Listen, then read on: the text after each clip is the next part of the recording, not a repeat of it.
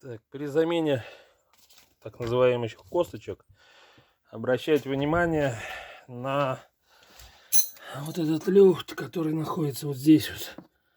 Вот, он такой, вот видите, все изношен, такой мелкий противный звук, такой он мельчайший.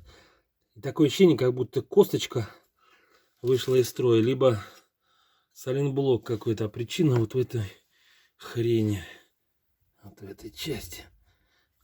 Гуляет прям видно. Вот если приглядеться.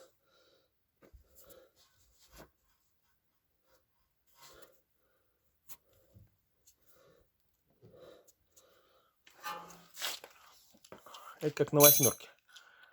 Передние эти сайлентблоки.